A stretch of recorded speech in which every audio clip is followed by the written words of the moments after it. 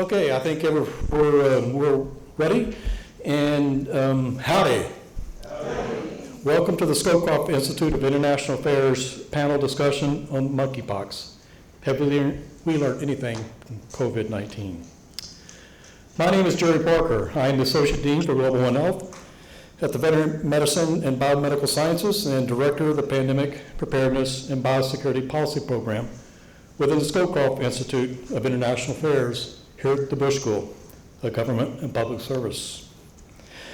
I know most of you are familiar with traditions at Texas A&M, but some of our panelists are not. They've traveled long ways to join us tonight.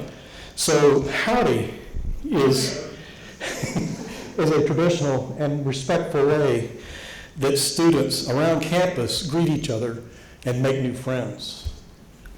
And there's a lot of new friends to be made on campus these days because there's over 72,000 students enrolled here in Bryan College Station. So howdy is a very effective way of meeting new people, greeting people, and starting lifelong friendships. This afternoon or early evening, for those of you here in person and those who are joining us virtually, we are in the Annenberg Presidential Conference Center at the Bush School. But before we begin our panel discussion, I think it's appropriate to reflect on the remarkable life of Queen Elizabeth II.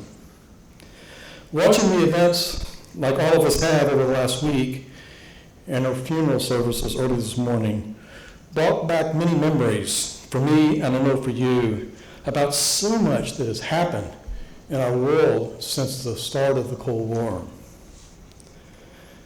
And how she was such a stabilizing force and a stabilizing factor in the United Kingdom, but in nations around the world who helped us get through tremendous changes in our world and our communities and geopolitical concerns.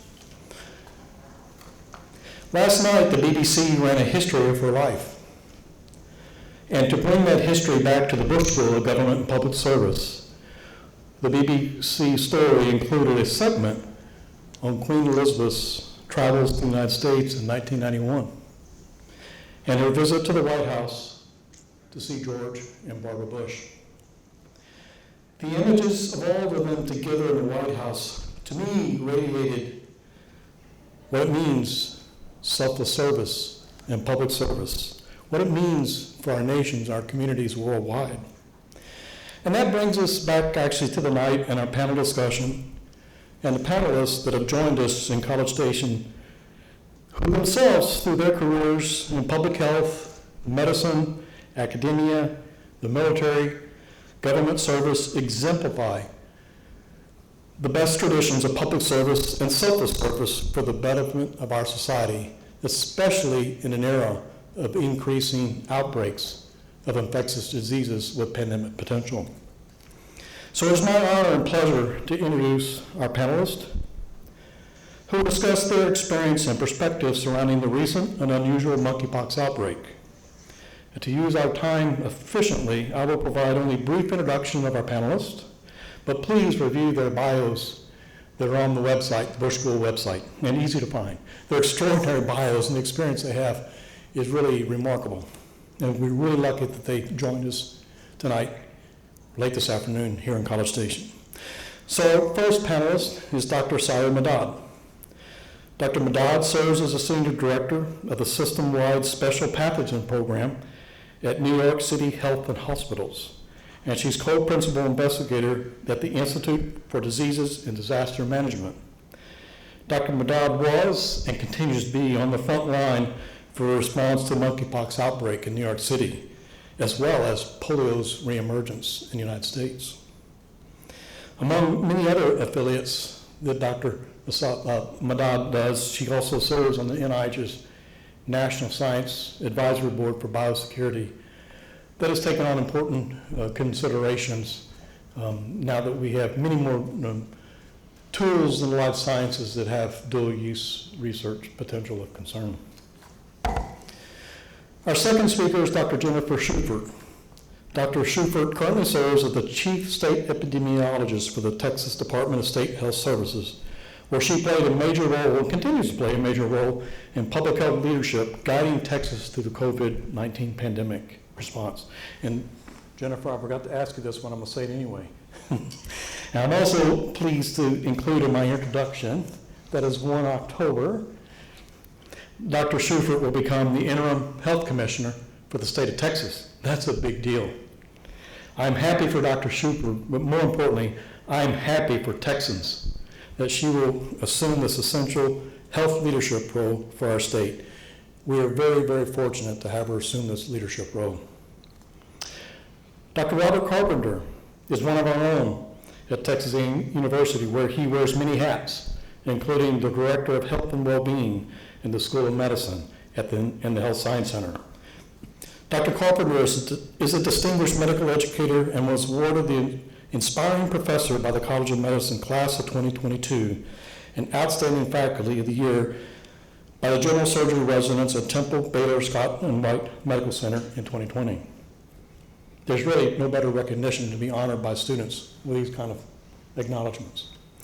He's also, what I'm really excited about, he's developed a keen interest in disaster preparedness, and I know he will inspire the next generation clinicians and healthcare providers with also an interest in disaster medicine and pandemic preparedness and biosecurity.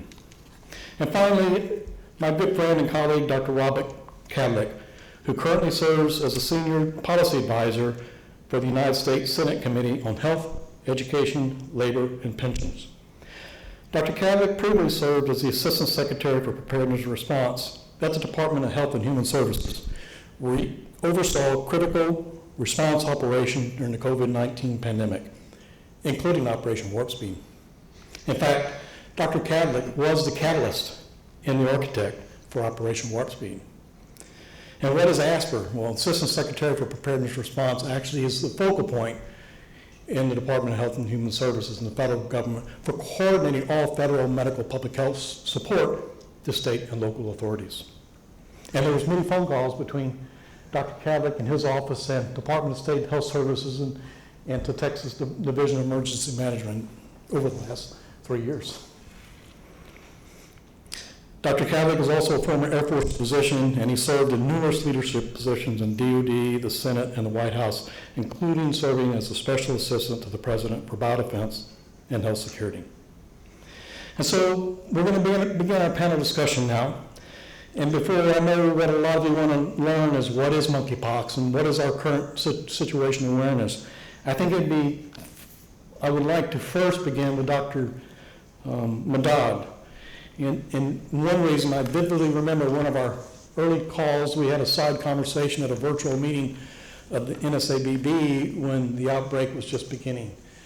And some of the descriptions she had of the issues with just biohazardous waste disposal in the hospitals were reminiscent of the Ebola issues we had in the state of Texas at Presbyterian Hospital in the early days of the Ebola outbreak. And I vividly remember that conversation. And so with that, Dr. Madan, when did you realize this was going to be an unusual outbreak in New York City and that it might have larger ramifications beyond New York City? And what was it like during those early days during the outbreak? Excellent question. So Dr. Parker, first, thank you so much for having me part of this panel, and great to be here with all of you. So let me first start by saying that we know monkeypox is not a new virus. It's been around for over 50 years, first discovered in 1958, and then the first human case in 1970. But with that said, for clinicians here in the United States, it was a new virus. It's a virus that nobody really had ever seen, besides a handful of clinicians. And so knowing that this is a relatively new virus that we're seeing, we had no response plans. There was no game plan. We didn't have an infrastructure for pox virus, to be able to screen patients and to test patients and to provide isolation and quarantine as needed from a healthcare delivery standpoint. And I'm coming from a healthcare delivery standpoint. And as we all know, the way that outbreaks all start, they start with cases then become clusters, and then from clusters they become full-blown epidemics. And so in the early days of the monkeypox outbreak in New York City, which was the nation's first epicenter and now California, is the way that it started, and this is something that I certainly remember vividly, but as you know, even though this was recent, given everything that has happened, it feels like it was decades ago. But as cases started to, as we started to detect a couple of cases, the way that it worked is that public health would contact, for example, healthcare systems and say, hey, you know, we have a potential case, we want to have this patient come in for monkeypox testing. And these are just a couple of cases, one-off cases in the beginning. And as they were coming into healthcare systems, to hospitals, it required a lot of operational work. So you have the suspected monkeypox patient coming in, you need to have a designated point of entry, you need to have staff available, you need to have a designated room, all the supplies that are needed, all the communication and coordination with the local health department. And early on in outbreaks, you're dealing with imperfect information. You don't have the exact epidemiology, you don't have the exact potential signs and symptoms or the clinical picture. And so things were a little bit different. And one of the examples that I'll share with you that Dr. Parker also alluded to was waste management. And so early on in the monkeypox outbreak, the waste for monkeypox was categorized as category A. Now, if you know anything about infectious waste, there's category A infectious waste, which is kind of like Ebola-like waste. So there's a high potential for, you know, if a person comes in contact with an agent with category A, then there may be a high potential for death or disability for that individual. And there's category B, red waste, that hospitals are routinely used to. So with monkeypox, early on, the recommendation for public health was treating it as potentially category A, which means you're treating it almost like Ebola-like waste, which requires a very, very hefty process, requires a lot of coordination with public health, as well as outside vendor support. We didn't have the expertise needed to actually handle category A waste. So you had to have vendors come on site, collect the waste, do terminal cleaning and the like. And so what happens in New York City, as you know, it's New York City. So when you talk about space, space is a big constraint. And so when you have one patient turn to two patients, turn to three patients, that space that you're holding any potential monkeypox waste becomes constrained. And so there was a big emergency from a healthcare perspective that, hey, we have all this waste, and testing turnaround time could be anywhere from 5 or 7 days until we find out even the clade. And so we were holding this waste, and it became a big issue. And so luckily now the guidance has changed.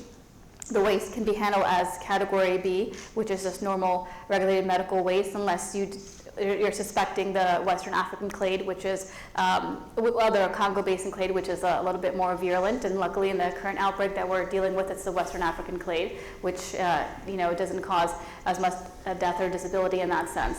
And so those were kind of the early days. A couple other things I'll just mention before I hand it back to Dr. Parker. In the early days of the outbreak in New York City was that, as I mentioned, you're dealing with imperfect information, but risk communication has been just so important. So trying to communicate what we know at that time to the public was really important. And one of the decisions that the City Department of Health made, which really was a trendsetter in that sense, was that it opened up monkeypox vaccination for all individuals that were at high risk, had multiple sexual partners in the past 14 days.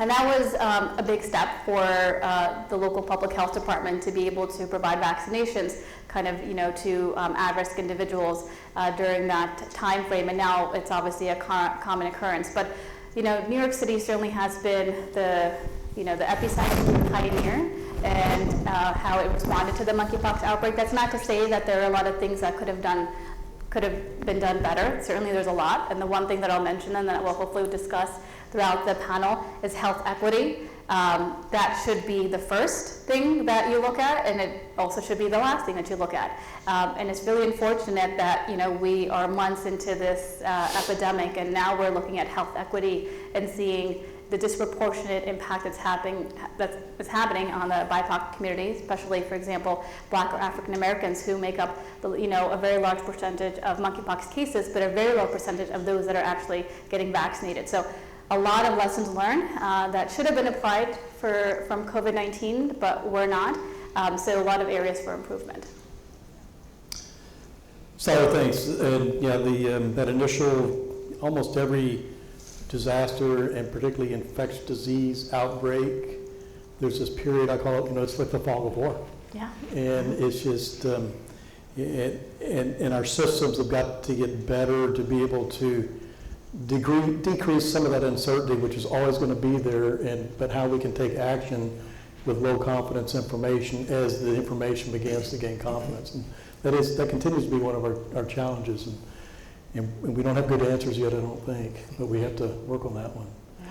So with that, again, kind of vivid, I can imagine being in Dr. Madad's shoes in those early days in New York City as this began to take off. And actually, as the monkeypox outbreak was ongoing, surprise, surprise, polio. So Dr. Madad has had an extremely busy summer and continues to have an extremely busy fall.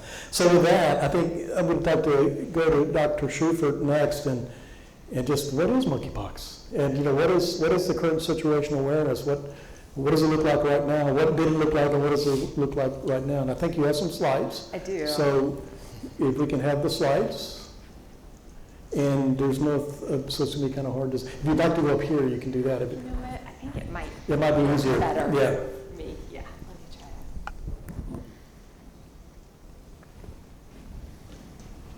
it. So I think you just want to, next slide whenever you're ready to go. Yeah, okay, next slide, please.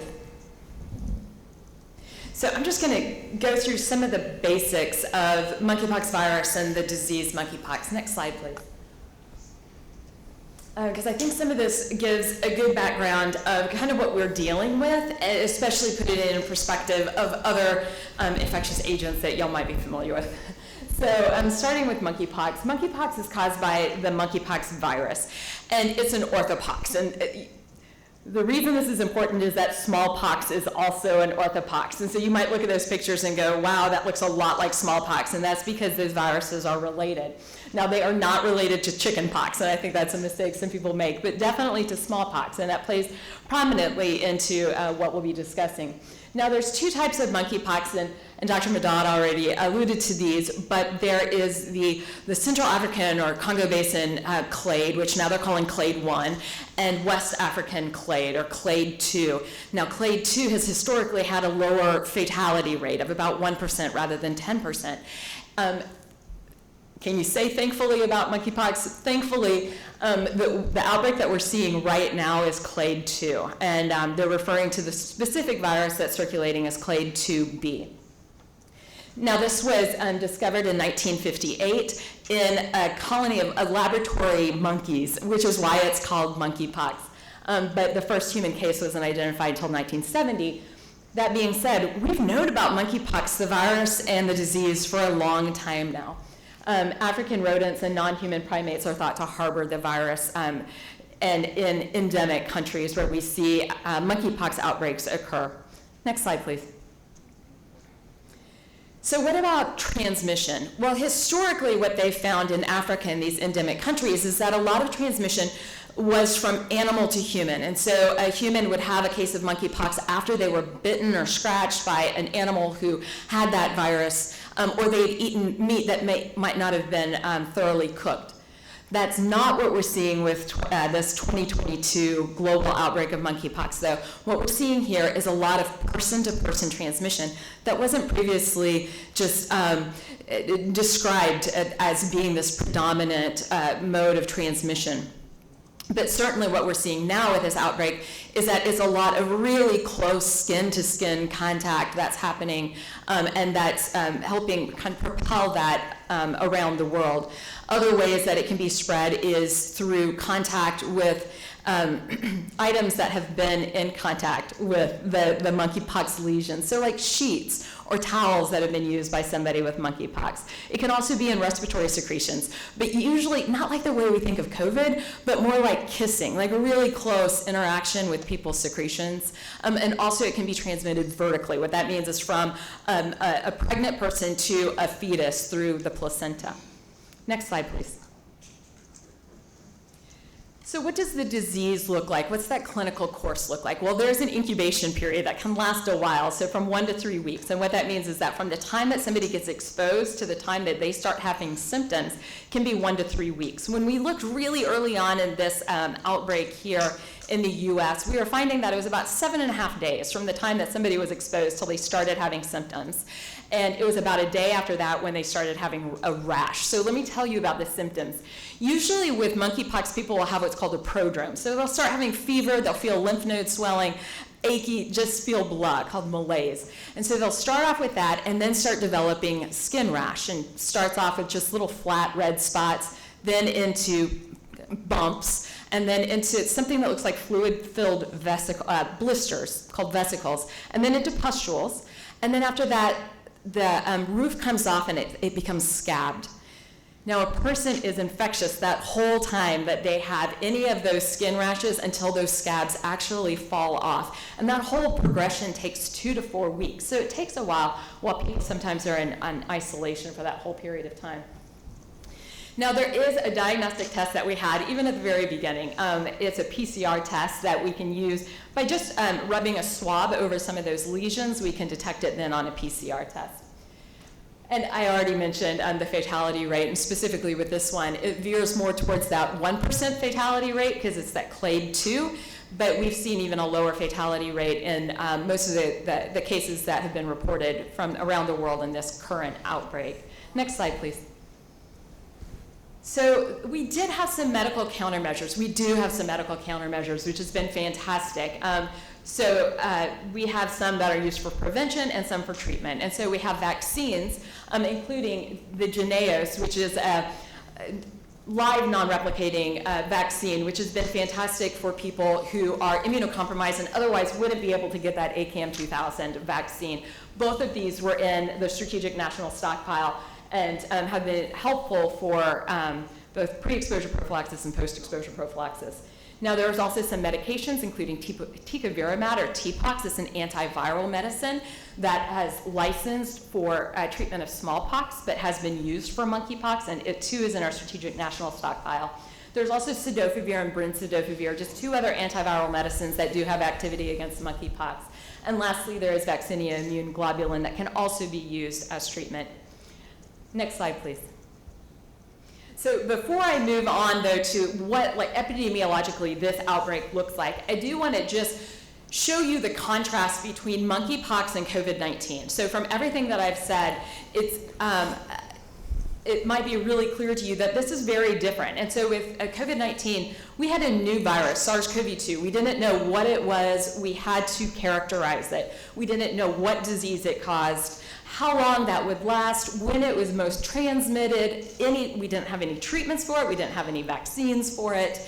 And so we were starting from a very different place with COVID-19. Beyond that, COVID-19 was transmitted, or SARS-CoV-2, the virus, transmitted through droplets and aerosols by people who are asymptomatic. And I'm speaking in past tense, like this is gone. COVID is still very much alive and well.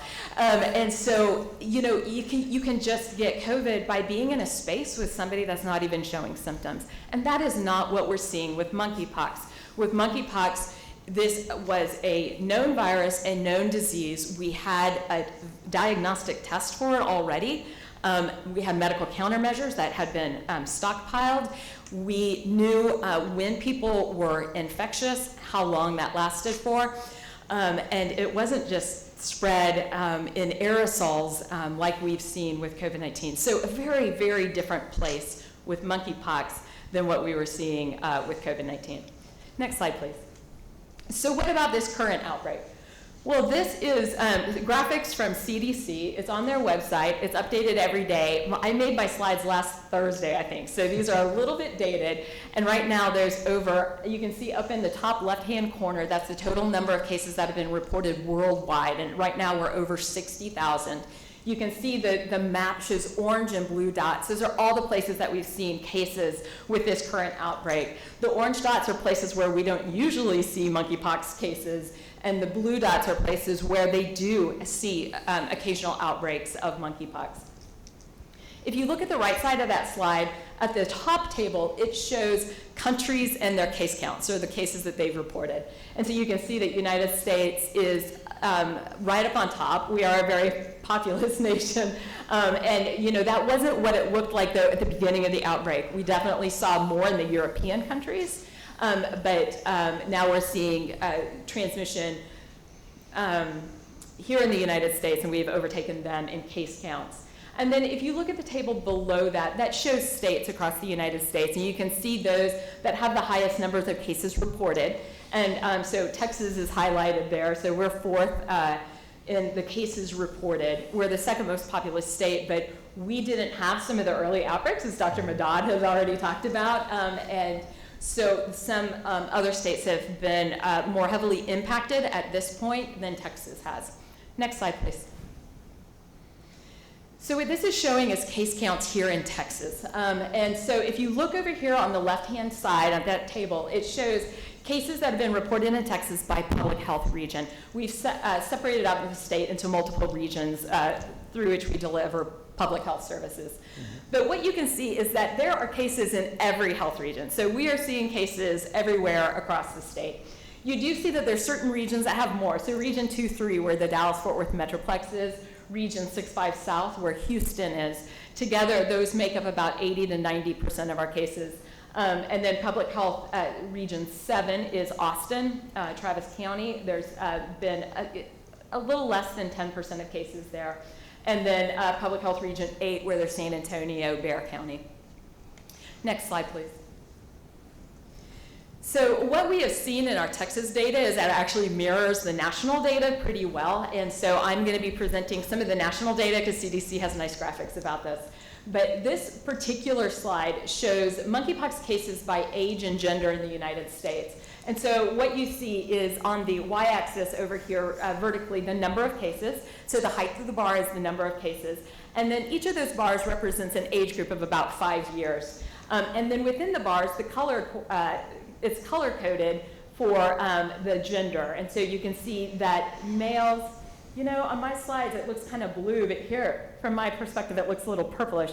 The ones that make up the majority there is men, and then up at the top in that yellowish, it's women, and then transgender men and women in smaller segments above that in maroon and light blue. So what you can see is that that tallest bar is in that 30 to 35 age range. And what's interesting is our Texas data show a median age of 35. National data show about the exact same thing. International data shows about the same thing. So we're seeing the same pattern around the world of age distribution. We're also seeing the same pattern of male predominance, that these are, that the vast majority of these cases have been in men. Next slide, please. So what this is looking at is monkeypox by race and ethnicity over time. And so this tells a whole story in and of itself. Each of these bars represents 1 week of reported cases. And then there's colors that represent what proportion of those cases were made up by different race ethnicity. And so you can see early on over here on the left-hand side that there were a lot of cases being reported from white individuals.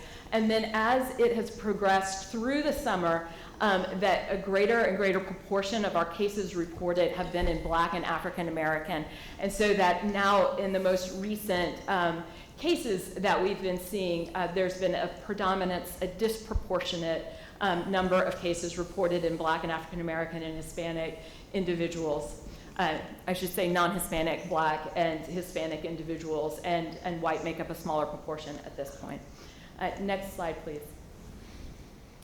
Now this is a similar graph. This is showing monkeypox cases by gender and sexual orientation in the United States. Again, each one of those bars shows all of the cases that were reported in a given week, and then it kind of marches across through the weeks of the summertime. And you can see that initially, early on in this outbreak, that almost that entire bar was light blue with representing gay men. As we go further through the summer months, there's a higher proportion of bisexual men, and then a growing proportion as well of straight men. And so what this shows is that we do have a growing proportion of men who do not have sex with men, but the vast majority is still in men who have sex with men, those that identify as gay, bisexual, or other men who have sex with men. So these, that is still the population that's being most burdened, disproportionately burdened by monkeypox cases. Next slide, please. All right, so this is an epi curve. What this is showing is the cases that are reported to Texas. I work at the state health department, so the number of cases that are reported to us by day. You can see that there's low numbers on the weekends and high numbers on the weekdays, but overall it forms a curve. And what we're seeing is that we're seeing fewer new cases reported to us every day. And so we're seeing a decrease in the number of new cases reported. Next slide, please. So what this is showing you is epicurves from a bunch of other places. And so up on the left, top left, what you see is the CDC cases reported over time. Over on the right-hand top side, you see monkeypox cases reported to the European CDC. And then underneath, cases reported to WHO. And what you're seeing is kind of a similar trend everywhere, where we saw exponential growth of monkeypox, and that we're starting to see a slowing of the number of new cases that are being reported every day. Now, these are aggregate numbers, and so this is looking at a whole nation or a whole region of the world or the whole world. And so there are going to be communities where they are still having increases in their daily case counts, but overall what we're seeing is some decreases in our daily case counts. Next slide, please. So that was a really rapid review of monkeypox and kind of what we're seeing. And I thought just briefly I'll hit on kind of a comparison of lessons that we learned from COVID-19 and ones that we've been able to apply to monkeypox and ones that we haven't been able to apply very well. So lessons that we learned from COVID-19, one of them is that communication is key. And have been able to apply this. And some of the information, I'm talking more about general information and information between the federal government and state government and local governments throughout the pandemic. At the beginning of COVID-19, that communication was terrible. There was information that was being collected in certain places and it just wouldn't go anywhere, at least not on a consistent or reliable basis. But for 2.5 years, we've been able to refine those processes a bit and just then immediately apply them to monkeypox. And so there are areas where I say, yay us, we did it, and we're able to apply those lessons. There was also a rapid rollout of testing. With COVID, it was terrible. You know, we didn't have any diagnostic testing at first. The CDC was trying to get their assay up and running. They were sending it to the public health labs, but there was some fumbling that happened there. The commercial labs didn't have it. It was difficult to roll it out more broadly.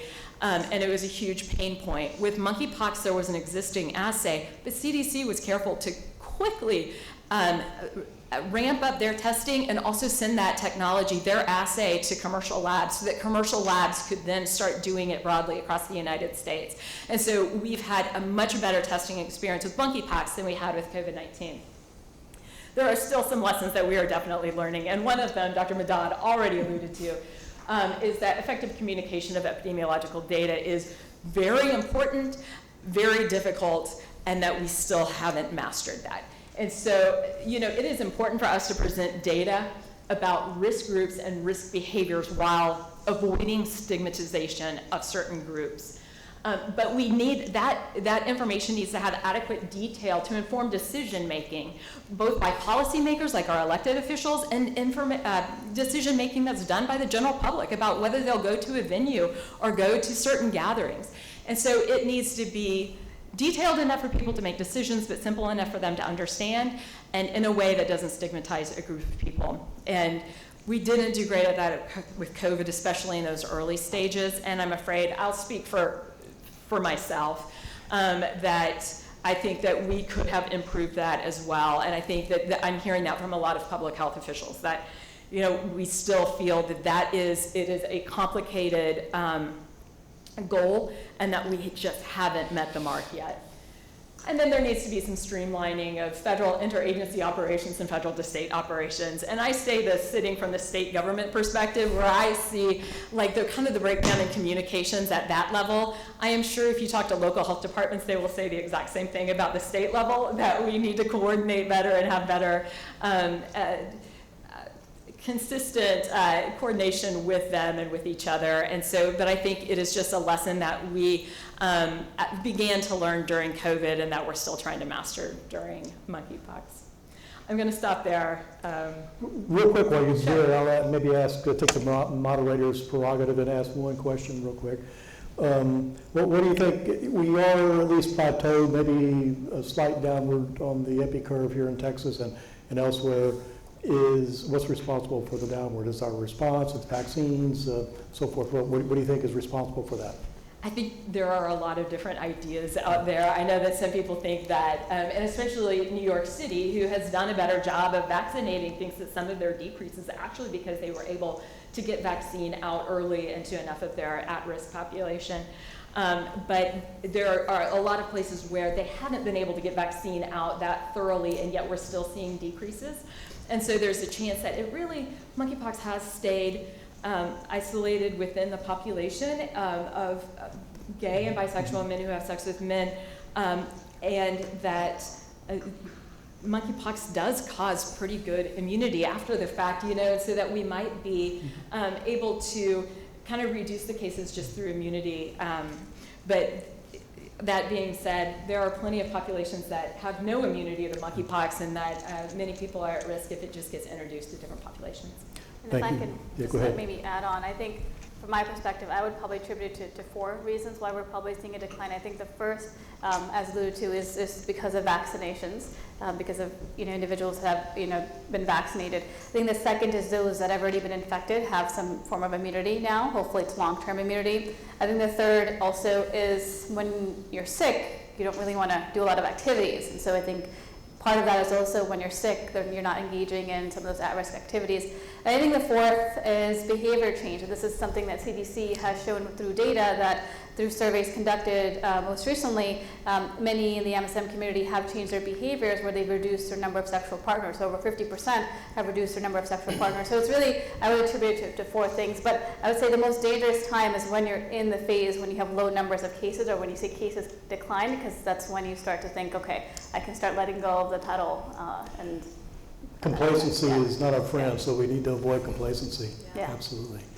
So thank you, Jennifer. And so Dr. Carpenter, Dr. Carpenter is one of our own here in the College of Medicine at Texas A&M University. And so actually, Rob, what are some of your thoughts about things that we should be doing at the have done at the university to prepare? And I'd also like to see if you could address maybe some of the communications, social considerations that have already been alluded to, and how that may play out here in our own community at Texas A&M and Brazos Valley.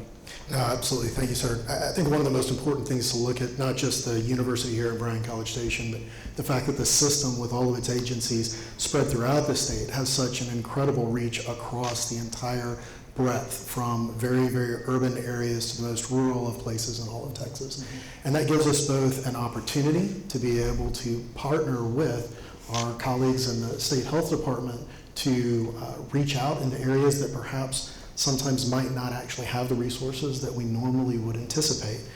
Additionally, though, it also gives us a bit of a chance to be that nidus of infection, that nidus of spread that we have to be really careful of. And actually, if you don't mind, sir, I'll go ahead and just pull up some slides real quick. Yeah, we can get some slides. I forgot you had some slides, and go to the podium. So thank you all very much. If we can go and go to our next slide. What I'd like to actually share is some of the work that we've done here within Texas A&M Health. I want to thank, a little bit louder, there we go. Thank Dr. Shuford and her team there at the State Department of State Health Services, because we here across the university and the system are able to go out and do really great work because of some funds that they were able to work through from the federal government directly. If you can go to the next slide, please.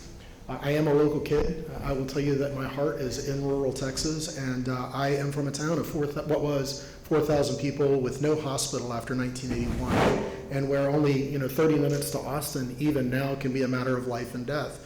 And while we're not talking about trauma, the reality of the situation is those resources in our more rural areas, especially the more remote parts of those rural counties, really are incredibly important. It wasn't until I moved past college here at A&M and Baylor College of Medicine for medical school and went to Vanderbilt that I fell in love truly with public health and found a way to be able to marry preparedness with education and then knowledge to be able to improve the environment which people can actually work in. Next slide, please. Next slide, please. Thank you. So one of the things to really look at is that early in the COVID-19 pandemic, because that's what we're really talking about, right? How can we learn from the lessons from what we did? This is April of 2021, which seems like a lifetime ago, ladies and gentlemen, but I will tell you that in spite of the really hard work of the federal government and everything that was happening out of Austin, reaching out, we were failing. We were failing as a state to reach out into rural areas. And if you look at the percentage of people that actually were vaccinated in more rural areas, it was pretty miserable, quite frankly. And we had people that were dying in some of the areas that had the least resources that were conceivable, especially around healthcare. Not just patients, but also healthcare providers. When you've only got 10 nurses in an entire county and 4 of them are out sick, it's a problem. It's a real problem. So one of the great things that the state of Texas did was reach out through DSHS, next slide please, and actually make an effort to try and overcome that process. Because if you look at this map, this actually looks at the rate of primary care providers to population across the state of Texas. And if you look at those numbers, which are pretty disparate across the state, and you start looking where you're from, or maybe where your family is, or maybe where your cattle ranch is, you can see that some of the more rural areas there have very, very little access to essential care in the most optimal of situations. Next slide, please. Well, if you look at what Texas A&M Health has an opportunity to be able to do, not even as the entire A&M system or the university itself, or all of our folks from AgriLife or the College of Veterinary Medicine, just looking at the doctors, nurses, public health officers, and the like here, you can see the great stretch that we have across this state. So we had an opportunity to be able to expand those efforts.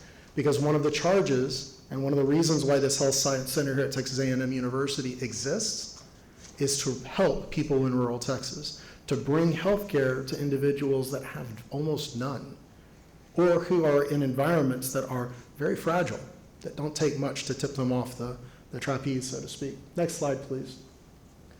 So this is just a graphic from my colleagues there at the Health Science Center. Most people don't realize how large the Texas A&M University Health Science Center is. Between its schools, we're no longer colleges. It's hard for me to say that still. But we are also a whole set of institutes as well as laboratory and research facilities that really partner across the system. Next slide, please. So this is what I was talking about, and thank you again. I've said it, I think, 5 times now, Doctor, because it's through this grant of federal funds that were passed through DSHS that we were able to make a difference in hundreds of thousands of lives partnering across the state. Next slide, please. In fact, these are the regions that were described earlier. And if you look, the grant was dispersed to community-based organizations, institutions, places of higher learning across the entire state of Texas with pretty phenomenal distributions. This is round 1 of the grant, please. Next slide. And if you look, as of June 2022, so this is from November of 21 to June of 2022, look at the number of events that were held. Look at the number of community conversations for education. And these were not places like here at the wonderful Bush School at Texas A&M University. These are places like Muleshoe, Texas. These are places like Cedar Creek, Texas. These are places that are very small, that have very little in the way of resources, and very little in the way of information that they get other than through social media, right? Through cable press, and things that aren't necessarily the truth or what's good for them to be able to grow. Next slide, please.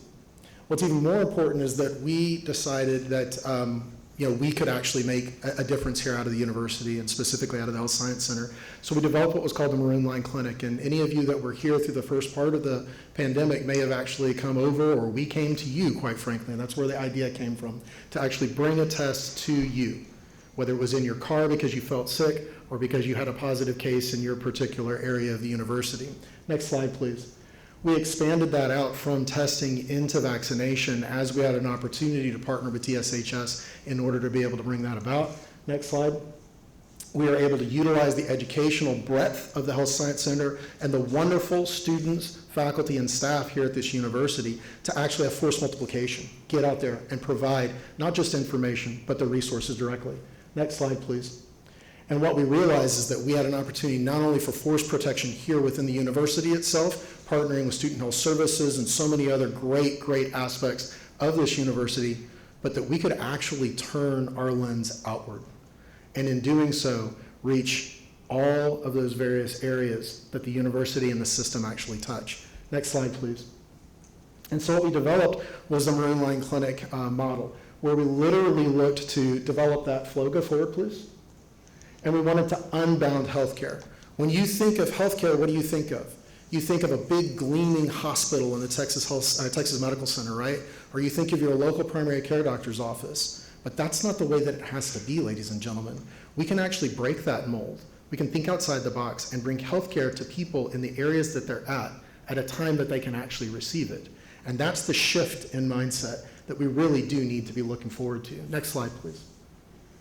And so, again, we also aim not only to be able to bring that information out, but to bring it in a way that is non-confrontational, that is non-judgmental, that is respectful of individuals of varying different opinions, and perhaps most directly, addressing those social determinants of health that prevent people from seeking health care through the pandemic, and maybe even now, whether it's their ethnicity, whether it is concern about previous experience with health care throughout the history of their family, or perhaps it's even something along the lines of their sexual orientation and identity. Next slide, please. So by going out, what we initially decided to do is that we were going to not tackle the world, we were going to take the Brazos Valley, and we were going to try to help as many people as we could. So for those of y'all that are not from this area or that are watching at home and not familiar with what we determined to be the Brazos Valley, it's Brazos County, the surrounding counties, and then we added Bell County in because that's where I live, and quite frankly, we were having a really hard time there. Next slide, please.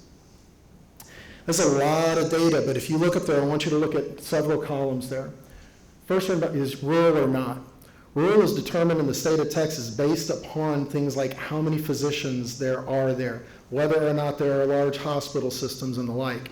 You can probably look up at a number of those places that say no, and you're going to be really surprised that that county is not rural, because Bell in particular, Bell County is rural, if you've ever driven out where I live in Salado. If you look at the social vulnerability index, that's the risk of people falling off the wagon, so to speak, falling off the radar of whether or not they actually are able to withstand a small injury to their current status, let alone something like a pandemic. And then let's go and go to the next slide, please. So what did we do? We actually realized that the hub model that had been put in across the country was phenomenal. It got the vast majority, conceivably, of the people in this room vaccinated. But if you are a day laborer, or you're a teacher that can't get off work, or you don't have the time or the wherewithal to be able to get onto some website and finally get through and then be able to make an appointment for a time that you can't be off, how are you ever going to get vaccinated? Or if you're afraid, for instance, to drive to the local hub because of whatever reason, I'll leave that to you to decide, it's something that's real and it can prevent you and your family from getting vaccinated, especially, for instance, if you have multiple cruisers that are sitting out front with the lights running. Next slide, please. And so what we decided to do is to focus on those underserved populations, those under-resourced communities, and overcome those social determinants of health, which, for those of y'all that are not familiar with that term, are the factors in someone's life that have nothing to do with their genetics. It has nothing to do necessarily even with the decisions that they make, but the fact that just their zip code alone can determine a 10, 15, or 20-year decrease in life expectancy. And we know that even in, for instance, San Antonio, Dallas, where I grew up near Austin, that you can have people from one zip code right next to another, and there can be literally a decade-long difference in their life expectancy. Next slide, please. So again, to this date, and you can go and advance to the bottom of this slide, please, we've had over 50 collaborative vaccine events through education across this area. Go ahead and advance, please.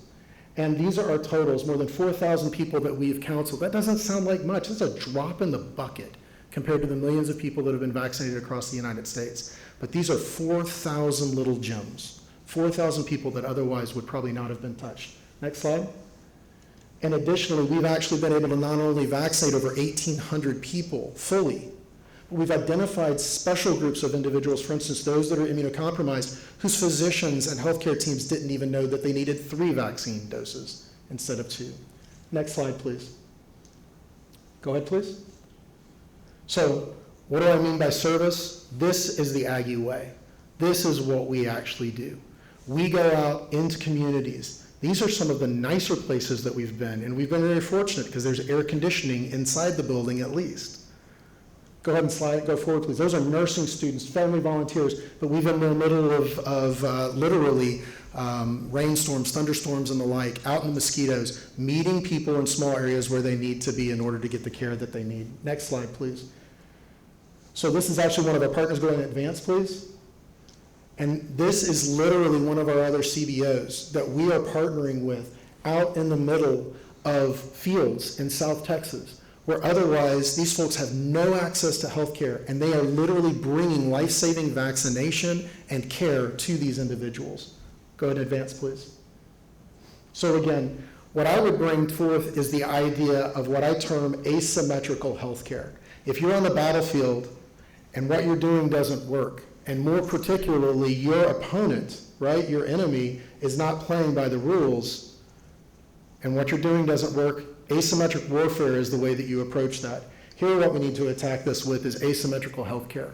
Not rely on big, shiny buildings, not relying on static clinics, but rather bringing healthcare and care to people where they are. Go and advance, please. So again, keep going. So those social determinants of health, and what we want to do going forward is we want to actually bring beyond COVID, beyond monkeypox, to those areas of people's health that they otherwise are dying from every single year by the hundreds of thousands across this country, needlessly, from things like diabetes, obesity, and the like that we can actually prevent. Go in advance, please. We also have the opportunity, a unique opportunity here, and that's one of the reasons why I want to thank the Scowcroft Institute and Dr. Parker as well, because here's the reality of it. There are not very many universities in the United States that have a wonderful, world-class school of veterinary medicine or college of veterinary medicine, a school of medicine, nursing, and entire healthcare system around something like A&M Health that talk to one another, that want to work together and be in that nexus of where we can have global health. Go on, please. Go ahead and skip this, please. So again, key points. There is still need for leadership out there, and we are uniquely positioned as Texas A&M University to do that through our partnerships. Next slide. Additionally, we have to overcome the silos, the dogma, the way it's always been, and think asymmetrically. Think ways that we can actually change the game. And last slide. We can make a difference together. We've shown that. What we need is we need your help. We need your help as individuals, we need your help as donors and philanthropists, and we need, most importantly, your help as the public to look to truth, to listen to people like Dr. Shuford. Thank you. Have a great day. Next slide. Thanks. You sit down. I'll take the prerogative again. Want to make a comment and perhaps ask a question. But I think what Rob described really is the Aggie way, and it's the spirit of a land-grant university that Texas A&M University is. And actually, we're very thankful to Department of State Health Services that provided the funding to start this, because early on, I'm sure everybody here searched for a trusted voice during COVID, a trusted voice about vaccines. And that trusted voice often comes from our own communities and some of our community leaders, not necessarily a federal or state public health official in Austin or Washington, D.C., but it really comes down to who can we trust in our communities. And that's one of the great things about Texas A&M University is we had experience in the College of Medicine of people working in our communities and being that trusted voice already, but we also have agricultural extension. And we have extension agents in every county, almost every county in the state, and they cover the ones that don't, and they are trusted voices. And there are questions being asked. I was at the Biodefense Commission a couple of weeks ago, maybe 3 weeks ago, and the questions being asked about universities got to be included in our national strategies. They have a much more important role that they can play in pandemic preparedness and biosecurity preparedness. But we've got to figure out, we've got to resource it too. It just doesn't happen by itself. And Rob's point about the public is very important, and letting our political leaders know what's important to you, we can make a difference as a public. So I just wanted to maybe echo what you said as opposed to ask another question, but I'll come back to a question. Now I'm going to switch gears just a little bit. And we've heard that we were fortunate enough that in fact we had some medical countermeasures in our toolkit for monkeypox. I mean, think about this. I mean, monkeypox has been endemic. The first human cases identified in early 1970. I think it was 1958 when it was first discovered in a research laboratory, and then human cases. Has been endemic in some countries in Central and Western Africa.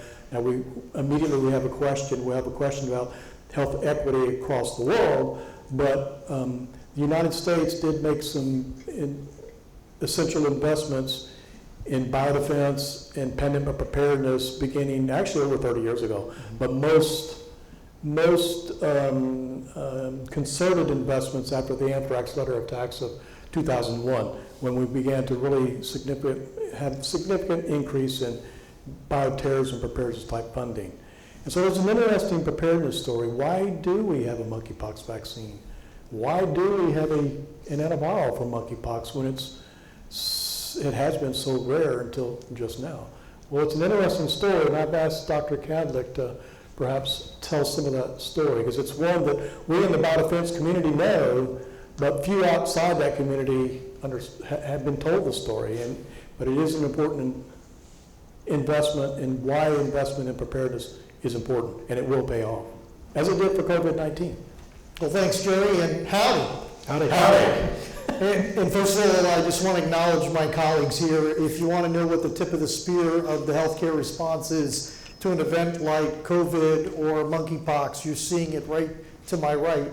And I think the whole point of this story is that the story of preparedness really exists at multiple levels, literally at the doctor's office, at the county office, at the state level, in every hospital and clinic around the country.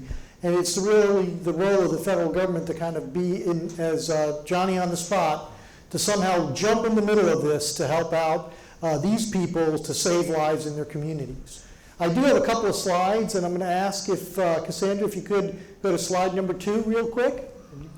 Because what does it take to be a successful response in a crisis? It's all these things here. I'll just point out to you, having things, the medical countermeasures, are just a small part of the problem or the challenge or the opportunity, and it really gets down to the last mile deployment of people, particularly those who are most susceptible, and clearly those who have challenges in access. So the things that Dr. Carpenter was talking about, that Dr. Madad was talking about, Dr. Shuford were talking about in terms of access and equity are central in terms of how we can get things that we've invested a lot of money into to get to that point. Now we're going to tell you the story about how we have a monkeypox vaccine. Well, that wasn't the intent. I think Jerry started out by saying that it was recognized that smallpox was eradicated as a natural human disease. Again, smallpox only has a host in a human. Back in the late 70s. The last case, I believe, was in 1978 in Somalia. And with that, it was like, wow, we're grateful that that's done and done with. And I think everybody fully expected that eradication of that terrible disease that literally killed hundreds of millions of people in the 20th century and historically had huge impacts on society and history was gone. Now, there was one guy who was central to that effort, D.A. Henderson, who said, back in 2000, and it was kind of like raining on your parade. Here's a guy who deserved the Nobel Prize for medicine, who helping architect the eradication of smallpox, saying, geez, once we get rid of this thing, it is very possible that there may be another virus that actually may occupy the niche of smallpox, meaning it'd be a related virus that somehow gets into the human population that becomes susceptible over time. Well, he foresaw what the monkeypox event was well before anybody thought about it. But what we did think about, particularly in the period of time after the fall of the Cold War, the end of the Soviet Union, where we learned that they had usually literally metric tons of smallpox on hand to affect their way of what we call mutual assured destruction, was basically mutual assured annihilation, was the idea that we use nuclear weapons and smallpox together as a way to wipe out the American and Western world.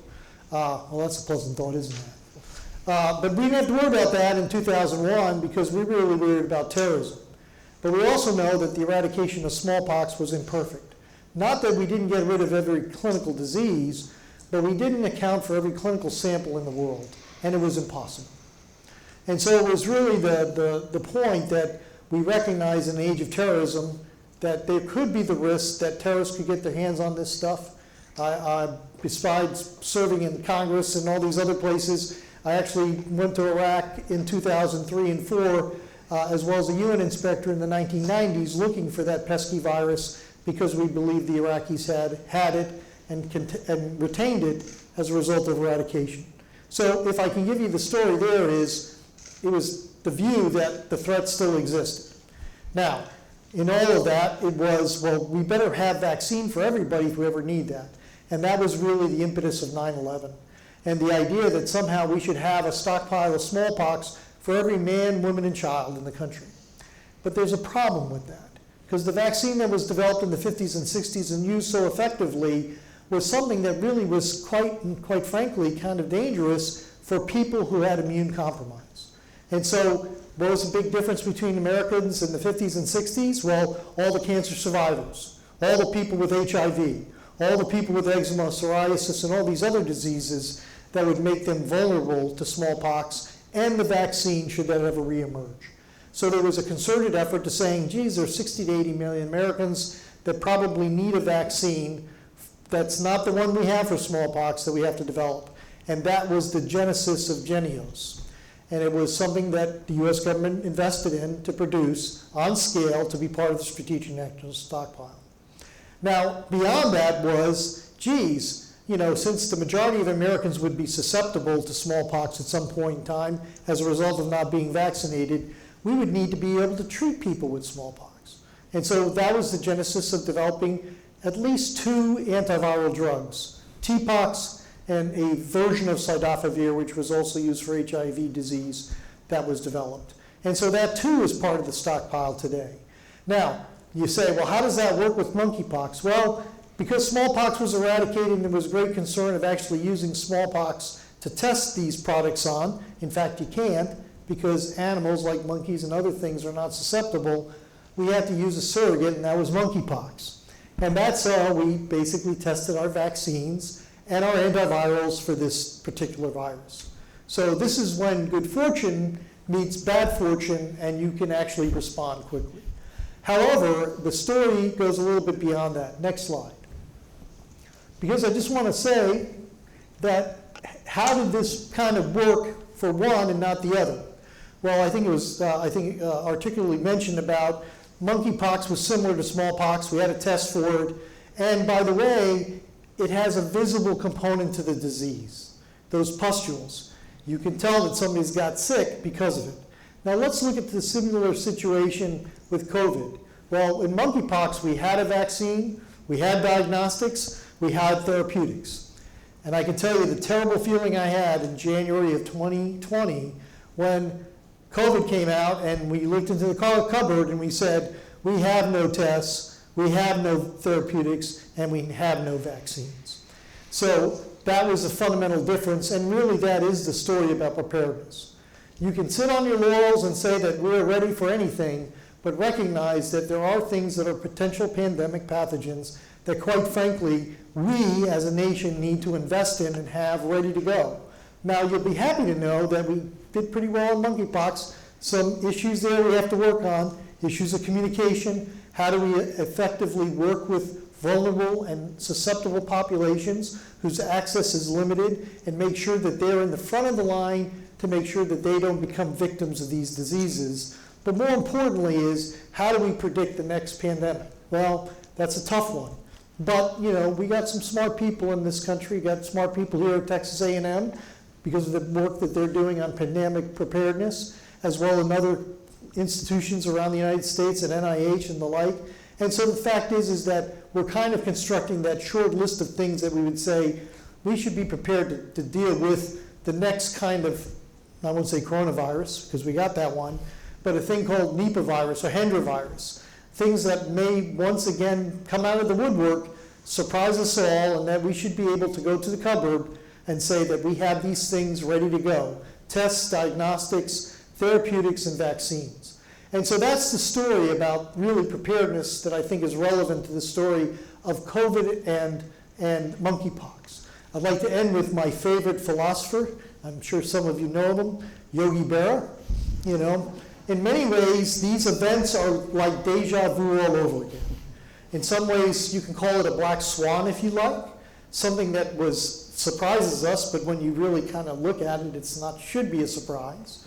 Like one of my colleagues who was working at NIH in the mid-2000s, who said, you know, after the SARS outbreak, you know, we should probably invest in a coronavirus vaccine, for which we had started the development in 2003, but it ended because in 2006 the people lost interest. And I think that's a story in itself about how do we have to deal with these things in the future. These are not forgotten problems. We'll see it again. We may not deal with smallpox, but we're fortunate enough to use that investment to deal with that. We may not see Ebola again, but there are other things like Marburg and related viruses that we could use the same know-how and some of the countermeasures to basically leverage that to make sure that people will not suffer and die needlessly. So with that, Jerry, back to you. Thank you, Dr. Kadlec. You know, and I think, there's several kind of lessons observed and all that. I often use lessons observed because often we do not know how to apply and change those observations to lessons learned. Some we do and some we don't do as well. Another kind of preparedness success story. I know many of us think that the COVID-19 response was a complete failure. And I think our communications was a complete failure. It was, and it continues today. It was from the start and continues today. But actually, our COVID response was much better than it would have been had it not been for an investment in biodefense, pandemic preparedness, public health preparedness over the last 20 plus years. There hadn't been an investment in the scientific enterprise. There had been investment. DARPA, for example, had challenge programs to focus on how do we surge manufacture, how do we bring RNA, messenger RNA vaccine platform to something that's usable. So there was an investment over the last 20 years in that enterprise in science and technology that had that not happened, Operation Warp Speed would not have been possible. And Operation Warp Speed, when it was catalyzed by Dr. Kadlec, and he and Peter Marks, I think, were really the two primary architects of that. Had it not been for leadership that came in through DOD, General Perna, and Slaway from GSK that brought the scientific and industry acumen, and the hundreds of people, including Dr. Kadlec, who drove that on an hourly basis, Operation Warp Speed would not have been successful too. So leadership plus the past investment in biodefense was essential. So my first question before, and I've got several questions that were pre-submitted by participants. I don't know if you're in here or virtually, and I'm not sure if we passed out cards for if anybody has questions. You can write them on the index card, and if not, I'm glad to take questions just verbally as well. But given the fact that we were better prepared from COVID than many thought we were, we still stumbled out of the gate. And we still kind of, and COVID was not, some say it was a black swan event, but it wasn't. Because we shouldn't have been surprised. All of us have been saying it's coming. We just don't know when, what it would be, and where it would start. And so, and many the Biodefense Commission has talked about it. We talked about it here at the Scowcroft Institute, and many have talked about it. So what's it going to take that we get beyond this kind of boom and bust cycle where we have a crisis, we put money onto it for a few years, and we get complacent and go on to the next problem? How are we going to sustain funding in public health preparedness, pandemic preparedness, and biosecurity? Dr. Kadlec. Well, I think you think that you'd have the big event, and that would probably change everybody's attitude and views, particularly in Congress. But as you can see, is that everybody has a short attention span. And the real issue here is how do we institutionalize this into things like the public health system, things like the healthcare system, things like the industrial base that we need, not just for vaccines, but for personal protective equipment and all the other critical supplies that would be needed in events of this nature, that we can kind of build it on. And so I think part of this is I think it takes collective concern by folks like you, because you folks vote, and you need to have your voice heard, because we should not as a nation go through this tragedy or turmoil or challenge as we have, that it's affecting generations, because it's not just the folks who got sick and got ill and have long COVID, but it's the children who got their education interrupted. It is the families that got disrupted. It's our businesses that got disrupted, the economy that got disrupted. And so I think there's got to be a collective kind of moment when we go back and kind of look at it. We're in the midst of another silly season, another election cycle. But I think, that is, after that kind of is over, I think there's opportunities. And I hope that, for you and for our elected officials, that they will kind of pause for a moment and saying, we don't need to go through that again. And I think they need to hear that, because that is a collective trauma that we may have gone through, but we don't want our children or grandchildren to ever experience anything of this nature again. And this is something that we can be better prepared for and invest modest amounts of money to do so, and we better get on with it. And given that, do you think the Congress and administration is ever going to call for a 911 style commission to look at COVID after action lessons observed, that we're going to turn them into lessons learned? Well, there's legislation pending, and we'll see if it gets passed at the end of this Congress, the PREVENT Act, which holds that provision in there. But I think it is something that we do dearly need, but somehow we just got to get over the infighting of politics to say what is in the best interests of the nation over the long term. I want to turn to, go ahead, Rob. No, I think that, the other aspect of that is the complacency aspect of it, and the fact that it's just we as a people, we as human beings need to stop looking at the end of our nose. We need to actually look at what the impact of this is. I still interact with people that say COVID's not that bad, COVID's not a real issue, and the reality of it is the majority of them have never had anyone that's died. They've not watched hundreds of patients die. They've not dealt with the impact of that on the nursing staff, the physicians that we've lost, not because they died, but because they quit, because they just can't deal with that anymore. It goes beyond just complacency, though. It has to do with education along with that infrastructure. It has to do with people actually gaining trust again in public health, that we actually have a real genuine interest for other folks. It's amazing how people historians try to draw parallels between COVID and the so-called Spanish influenza, which had nothing to do with Spain. But the reality of the situation is that was the first thing I ever learned from my great-grandmother, who I had the pleasure of growing up with. That's the first memory that she had, was actually sitting on the same day, having her mother get buried along with two of her siblings from dying from influenza in 1919, seeing an airplane and riding in a car for the first time, and that was the hearse to take her family. And I think that's one of the reasons why, quite frankly, I am so passionate about this, and that we're all passionate about this, is we don't want this to happen again. It doesn't have to happen again. 1 million people don't have to die needlessly again.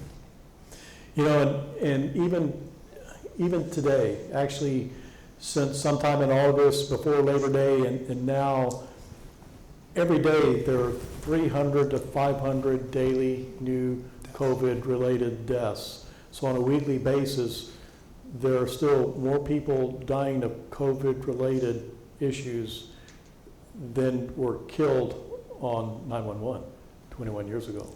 So that kind of puts it in some context that you can make a comparison to. So it's not going away, and we still don't understand long COVID and what are the ramifications for individuals, families, our healthcare system, and so forth. So I'm going to actually kind of taking off on the federal preparedness priorities and so forth. But there's some unique challenges when you get down to the state and local levels. And so state and local public health has day-to-day public health issues to deal with. Now you throw in some preparedness priorities, and it gets pretty hard to kind of juggle the priorities, I think. Is that correct? And if so, how do you do it? And what could be done at the federal level to help juggle those priorities, so it can also be a priority at state and local levels, while you also tend to the daily needs of public health that don't raise to the existential threat type categories. Any ideas? I can definitely start. So I think that it's really important to put that into context. It's the same workforce that's responding to all of these threats, right? So let's just take New York City, for example. We are responding to 3 different public health emergencies simultaneously: polio, COVID-19, and monkeypox. And it's the same individuals, whether it's from the public health workforce or it's from the healthcare delivery workforce standpoint. And now you're going to add in another one in the next couple of weeks. Can anyone guess which one I'm talking about? It's seasonal flu, right? And so we are all ramping up our seasonal flu campaign. We're looking at what's happening in the southern hemisphere. We're preparing for potentially a serious flu season this year. And so we're all getting our communications and our vaccines in stockpile, reaching out to patients, making sure we have the clinics ready to go. And so it's the same workforce that's contending with all these different things. And so when you throw in preparedness, oftentimes it's not sexy. No one wants to really look at preparedness because they're already responding to current threats that we're dealing with. And so selling preparedness is very, very hard, whether it's at the local level, at the state level, or at the federal level. It certainly starts at the federal level, making sure that there's political will, and with political will, there's financial support and there's backing, but we really need to make sure that people understand why preparedness is so important. And I want to actually just quickly define preparedness and prevention, because I think both terms are really important, but they often get mixed up. So when we talk about preparedness, it's knowing that an event's going to happen and you're going to prepare for it. So you're going to have tools like vaccines and therapeutics, you're going to have testing available, so you know it's happening, you're going to prepare for it. The other is prevention, and that's what we don't talk enough about, and we need to really make sure we're emphasizing prevention. Prevention means you're preventing it from even happening, right? So you're getting to the root cause. And so a lot of our focus has been on preparedness, and rightfully so, because when we look at infrastructure, it's not just what we have nationally, but what do we have globally, and that's lacking. And so we have to prepare, but we also have to make sure we're preventing these events from happening. And so we need to make sure we're focusing on funding and having a better workforce, everything from people, which is our biggest asset, to having a better infrastructure, whether it's reporting systems, surveillance systems, at healthcare delivery level, screening systems, and the like. We can't rely on the astute physician every single time to be able to find that canary in the coal mine, that one monkeypox patient where we're like, oh, we have a monkeypox case, and then we find out we have multiple monkeypox cases circulating. So we really need to make sure we have a better system in place for early detection at the healthcare delivery level all the way up to the local public health level. Dr. Schubert? Yeah. Thoughts on the state? I've said so much of it so well. And it has been our struggle at the state level, is that we have got the same team of people responding to everything. And our resources historically have been so limited that that we are putting out fires, and so something comes up and we address it, and something else comes up and we address it, and never build a deep bench where we can be responding to multiple things at once, or even then looking towards other sort of preparedness,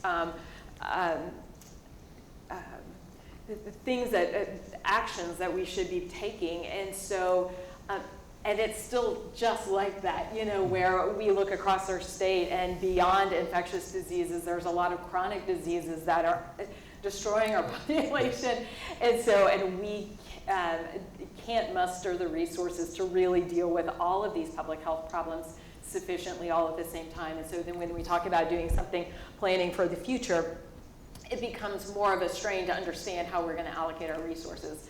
During COVID-19, we've had the privilege of getting so much federal money and doing amazing things with the funding streams that we've been able to obtain, and including things like increasing or improving all of our IT infrastructure so that we can actually acquire data, turn it around, analyze huge data sets, and present it within 24 to 48 hours so the decision makers can make decisions based on it. And historically, public health has not done that. We have taken a year and a half to go back through, clean our data, finalize it, and post it. And so we have moved thanks to a lot of this COVID funding, moved into a new era of public health, but I'm afraid we're going to lose that because we won't have that ongoing funding that has been so instrumental in really kind of modernizing public health. No, that's a big issue, and I presume that perhaps universities could play a bigger role in the future. We can, one, figure out, because they too would need resources, but somehow in this national planning, perhaps that could be injected as almost an extended staff of public health, emergency management, and so forth, particularly in land grant. Well, there's only one land grant here in Texas, but nonetheless, the state universities have played a big role in COVID response and could play, I think, a larger role in our preparedness activities, so they're ready to flip a switch in the future. Absolutely agree. I think it's an untapped resource and one that we relied on during COVID, and so another one of those lessons that we need to apply. To learn, yeah. And again, I'm going to go back to the extension service is just an unbelievable untapped resource that played a huge role in logistics of COVID, vaccine distribution, dissemination, and so forth, as well as the College of Medicine. No, and I think that's one of the things that people in Texas don't necessarily really fully understand is that the so-called Pony Express with TEEX and TDM actually partnering directly in with DSHS to get tests. Folks that you may or may not know who from day to day are designed with educating or tasked with educating and preparing the infrastructure of the state of Texas suddenly found themselves away from their families for 2 and 3 months at a time to far-flung small places like Muleshoe, Texas. And there being able to provide that infrastructure. I think that a big part of what we need to do, all politics is local. Right? We need to be out there advocating so that in the end, even small counties with otherwise limited resources actually have public health systems that are in place that could be stood up. We have continued to benefit from huge amounts of money from the federal government. I'm still trying to figure out how we're going to pay for all that, quite frankly, but that's another discussion. The reality of it is this, though. With COVID-19, part of the reason that companies really came to the forefront and massed the capacity to be able to do the tests so that you could, a year ago in November, December, when Omicron came around, be able to get that test that you needed was because it was being paid for and there was profit to be made. When you look at diseases like monkeypox, there is not necessarily that impetus, and that is where I quite frankly think that it is incumbent upon the state of Texas, at Texas A&M University as a land-grant institution, to partner and pull all of its organizations and systems together so that we have that capacity. We don't have to worry about turning a profit. Don't tell anybody I said that. But we can actually have that infrastructure. We have the workforce that's there ready to go and are able to stand it up at a moment's notice. And it's really important for us to do that, especially around something like monkeypox. If we pivot back to that, you talked about, Doctor, about the fact that it's not aerosolized, but it is close contact, like kissing. It is not entirely spread by sexual contact, but it's very easily transmitted by sexual contact. It can also be through things like fomites, and fomites are the sheets that are there. The scabs, in fact, that we talked about that slough off, those continue to have live virus in them for a prolonged period of time.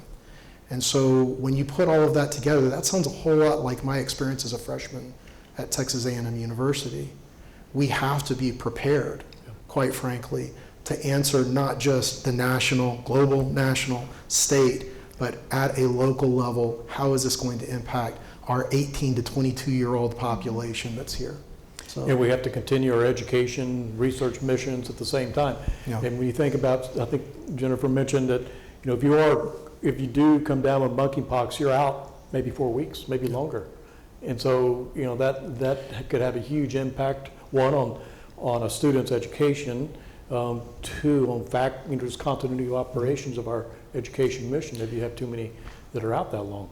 Absolutely, and that's one of the reasons why, again, going back to your original question and Nisar about what can we do as a university, force protection with this, I would say, is even more important than it was with COVID. Yeah. Because quite frankly, it's almost impossible to teach a nursing student, a medical student, an undergraduate for 2 to 6 weeks of completely and totally remote education, especially when you look at graduate school.